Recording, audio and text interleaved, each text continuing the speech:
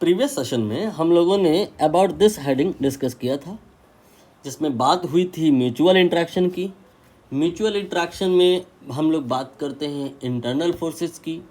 Mutual interaction में हम बात करते हैं सेंटर ऑफ मास की। म्यूचुअल इंट्रैक्शन में हम बात करते हैं कंजर्वेशन ऑफ एंगुलर मोमेंटम की, कंजर्वेशन ऑफ मोमेंटम की, बट नहीं बात करते हैं यूजुअली अबाउट एंगुलर मोमेंटम। यहाँ पर ये भी बात करी गई थी और इसी पर यह क्वेश्चन था, इसको भी हमने कर लिया था। ये हेडिंग इम्पोर्टेंट है जेई एडवांस के पर्पस से। मेंस में क्वेश्चन तो आया ही, आप देख ही रहे हैं, लेकिन उतना फ्रीक्वेंट नहीं है। आसान आ रहा है ना आजकल मेंस का pattern, so you can avoid that अगर आपका लेवल एवरेज से बिलो है तो। हालांकि बिलो एवरेज है तो भी आप इस कहानी को आसानी से समझ सकते हैं। इवन ये कॉम्प्लेक्स है तो भी। कैसे? इस टेस्ट को देना है। अब टेस्ट से क्या समझ में आएगा? दरअसल ये टेस्ट है ही नहीं।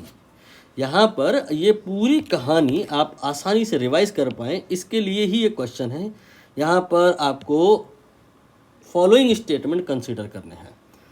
पहला है mutual interactions can not change velocity of centre of mass.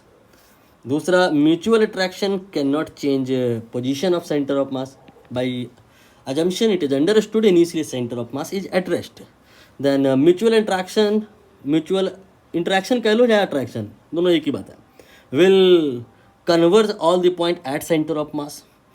Torque of mutual interaction about centre of mass will be zero.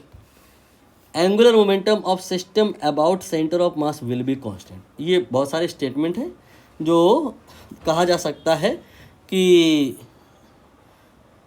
Theory को रिवाइज कराने के लिए दिए गए हैं। दरअसल सारे ही करेक्ट हैं।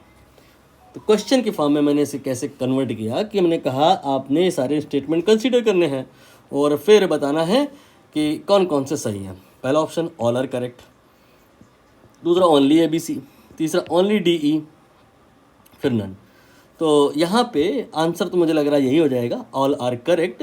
बट क्वेश्चन का बेनिफिट यहाँ पर यह है कि आप सारा थ्योरी जो प्रीवियस सेशन में हुआ था, with the help of these statements you can revise.